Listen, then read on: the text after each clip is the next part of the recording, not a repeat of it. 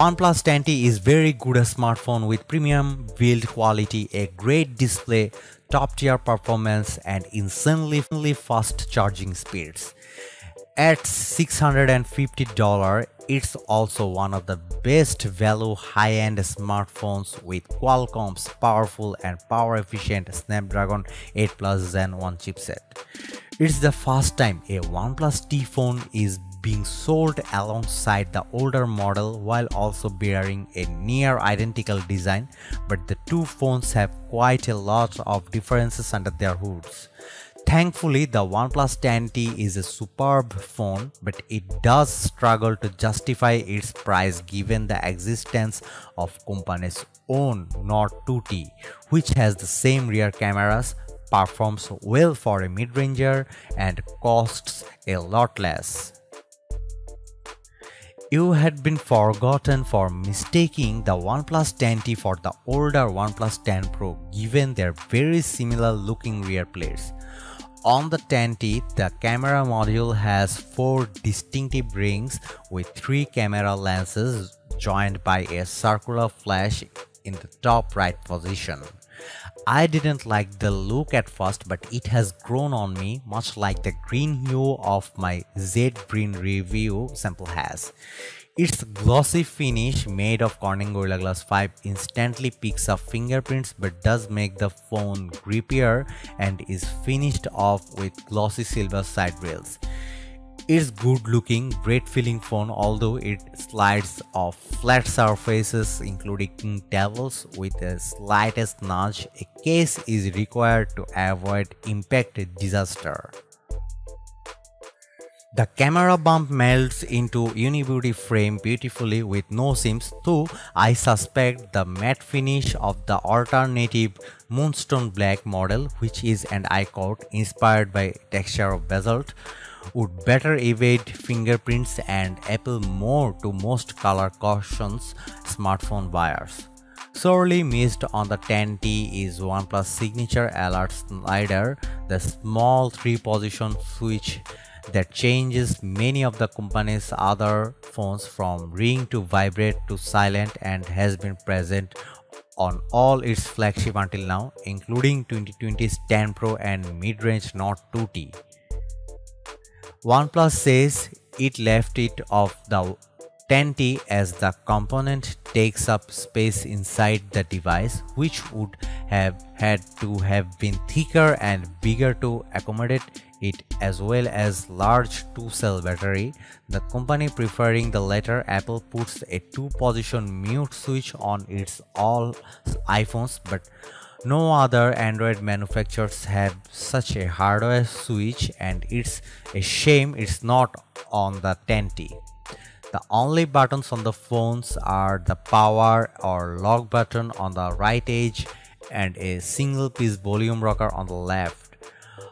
On the bottom edge, there's a USB-C port and a down-firing speaker that pairs with the thin earpiece at the top of the phone to create a stereo pair.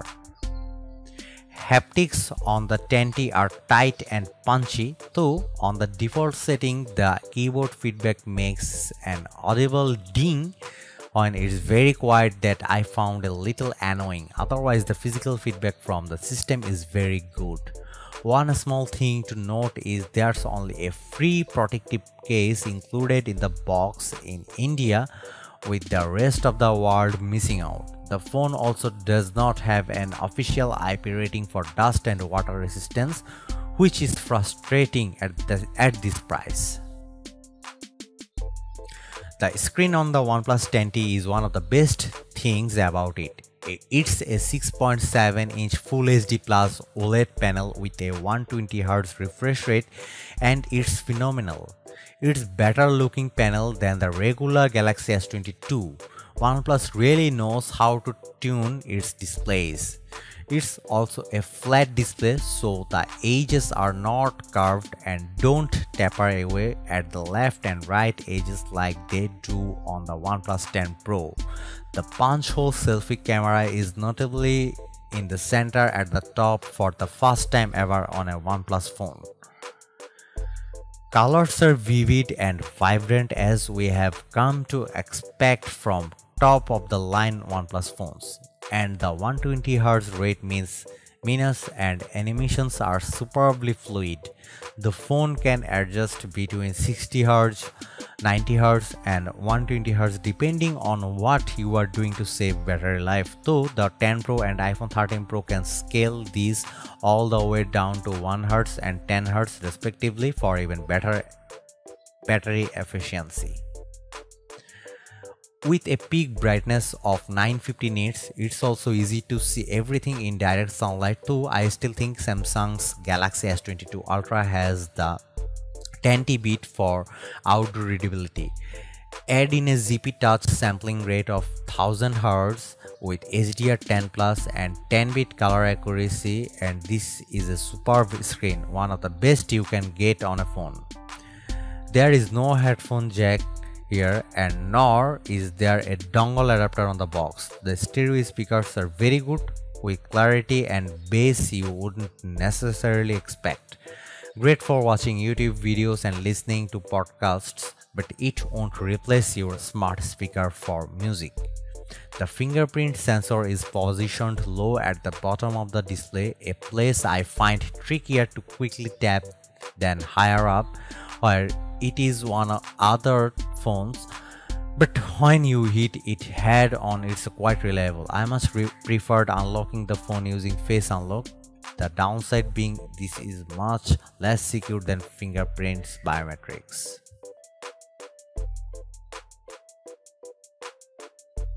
The OnePlus 10T is blazing fast. It's got the Snapdragon 8 Plus Gen 1 chipset, which is basically an overclocked 8 Plus Gen 1. The processor found in the OnePlus 10 Pro, Sony Xperia 1 4, Vivo X80 Pro, Galaxy S22 Ultra, and several other high-end Android phones. In GFX benchmark performance states we run on every phone we review, the 10T scored amongst the best scores we have ever seen, hitting 59 FPS or 60 FPS for each test, 60 FPS being the highest possible score. But it scored slightly lower on Geekbench multi-score CPU test than the OnePlus 10 Pro and 2021's 9 Pro for that matter, which in my book shows two things: that the noticeable gains in mobile processors are incredibly minimal at the top end and are hard to measure, and that benchmark numbers only tell you half the story. The other half of the tale is day-to-day uses, where the 10T absolutely sinks. OnePlus says to think of the 10 Pro as the camera phone and the 10T as the performance phone, and the 10T lives up to this billing. I never saw dropped frames or shuttering animations, although OnePlus software is quite unrecognizable from a few years ago. Its flagship phones are still near flawless when it comes to performance out of the box. I tested the phone for more than a week on GiveGap's a 5G network in the UK and roaming in New York City, and the phone performed admirably. I don't fully buy into OnePlus hint that it is noticeably more performant in everyday uses than the 10 Pro, but it is clearly a stunningly quick device. There's a whopping 16GB of RAM in my review unit that kept umpteen apps running in the background to instantly pick up where you left off. Suffice to say, playing demanding mobile games is an absolute breeze for this phone. You can also opt for a version with 8GB of RAM and 128GB of storage, while Indian customers can choose a third 12GB RAM and 256GB option. Storage is non-expandable, though there is dual physical SIM capacity. Alongside its lightning pace, the OnePlus 10T is blessed with 150W wire charging, a small step up on the 10 Pro's already superb 80W speeds, but in reality the difference is minimal in charging times. The compromise on the 10T is that it does not have wireless charging. OnePlus promises that 10T's battery will remain at least 80% capacity after 1600 charge cycles. This is the same promise found with the Oppo Find X5 Pro and is double the industry's current standard of 800 cycles. Though this isn't used in the phone's consumer marketing, it's quietly one of the 10T's best features. If accurate, if you charge your phone once a day, 1600 cycles is about 4.33 years, a decent chunk of time for your battery to remain in an optimum condition. Time will tell if this promise delivers. Charging itself is close to magic, with two 2400 mAh batteries able to charge safely together at this high speed for a total 4800 mAh capacity. I plugged in with the phone to 0% and it charged to 88% in 15 minutes. The second time I did this, it only got 65% in that time, but was at 100% by 23 minutes. That's insanely good either way, and meant I only charged the phone when I needed to do in very short windows of time. Overnight charging is a thing of the past here, and OnePlus says it has improved the cooling tech inside the phone to make sure it doesn't charge hot. This isn't a 2-day phone by any means, but I comfortably got a day's use with power to spare during my testing. OnePlus has skimped on the camera specs for the 10T compared to the 10 Pro, and nor does it have the Hasselblad camera branding of the phone. In fact, it has the same 3 rear sensors as the OnePlus Nord 2T, a phone that retails for €400 but is not for sale in the US. So the 10T has a 50 megapixel aperture 1.8 Sony IMX766 main wide-angle sensor with optical image stabilization, which is commonly used on mid-range and flagship Android phones, including the Nord 2T and Find X5 Pro. BBK Group must have a lot of the sensors lying around. OnePlus says it has tweaked the optics compared to the Nord 2T, but it is the same sensor. That's no bad thing too. It's a popular sensor for a reason, paired with OnePlus solid color tuning. I love the look of the shot in daylight with just the right amount of saturation and contrast of my taste. You will get more heightened processing with Samsung, more aggressive HDR with Google's Pixels, and more true to life colors with iPhone, but OnePlus more than holds its own here. There's an impressive array of software goodies too, with a very good night mode for video, Ultra HDR to beef up contrast, portrait mode, a portrait mode specifically tuned for cats and dogs, long exposure, raw capture, focus tracking, and tons more. The Hasselblad logo isn't printed on the back, but it really doesn't matter when the main sensor results are excellent and backed up by pro camera features for those that go looking. You can also record solid video in 4K at up to 60 FPS and fun slow-mo videos at 1080p. Less impressive are the supporting sensors, but first of which is an 8 megapixel 2.2 aperture ultra wide. It's serviceable and can capture some decent images in good light, but it captures far less detail than the main lens. And with different color signs and no YS, compare this to this Find X5 Pro, which uses the IMX766 for both the main and ultra wide lenses, and the 10T is lagging. Worst is the 2 megapixel macro lens that can take close shots in focus from 2 cm to 4 cm from the subject. It's fun to play with and nice to be able to keep the photos that close, but it struggles with lighting and focus and is very much there, so the phone can be marketing with triple cameras. The OnePlus 10 Pro has a 3.3x optical telephoto lenses in. That said, many competing brands do not put telephoto cameras on their phones at the 10T's asking price, Apple included. But that's how OnePlus justifies the two phones' differences. The 10T is the performance phone while the 10 Pro is the camera phone. It makes sense, but that does not mean the 10T has a bad camera. It just has two inferior sensors found on one of its mid-range devices. The 16 megapixel selfie camera is fine but struggle with white balance in sunnier conditions. It also inferior to the 32 megapixel sensor on the cheaper Note 2T. Let's shine a light on the elephant in the room. OnePlus's Oxygen OS software has changed dramatically in recent years and is basically now the same as Oppo's ColorOS bar. Some minor aesthetic tweaks. BBK Group, which owns both brands, decided to merge the two, so now Oxygen OS looks a lot different to how it did even 2 or 3 years ago.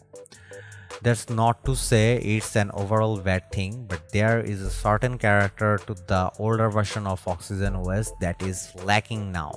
But it's silly to review a phone based on what it could have been like, so I'll stop. Oxygen OS 12.1 based on Android 12 is great. It largely keeps out the way but does prompt you to agree to many settlements of uses when the first tap on system apps or various software options. I had to fiddle with the very customizable skin for some days to tweak it to my preferences, but things like icon shape, size, accent, color, displays, font size, etc. But now it feels great and very personal. The OnePlus 10T costs $650 for the models with 8GB RAM and 128GB storage, and $750 to get the 16GB or 256GB version. The former only comes in black and the latter only comes in green. OnePlus says there will be some regional variation in the European pricing. It makes the 10T an attractive saving over $900 base model of the OnePlus 10 Pro and also gives the $800 Galaxy S22 a run for its money. The value proposition of 10T is cushioned in the UK and Europe by the existence of the company's own Note 2T, which has the same camera sensors and great performance for £370. It's different story for the 10T in the US where the Note 2T isn't available. I'd recommend checking out the $600 Google Pixel 6 if you must have the best Android camera. Though the 10T has much faster charging, a more powerful chipset, and a better screen.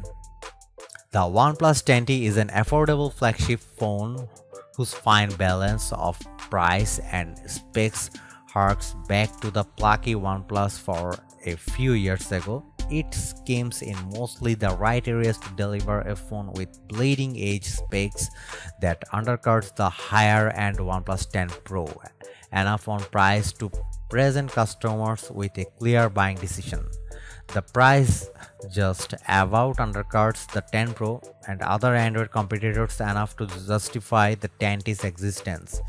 If you don't need wireless charging and a telephoto lens, the 10T will save you some cash. The Note 2T is also available for €369 with the same rear camera setup, but if you want to very best processor on any Android phone ever right now and a whopping 16GB RAM, the 10T is a solid all-rounder with a lengthy software promise and is easy to recommend. Thanks for watching. See you in the next video.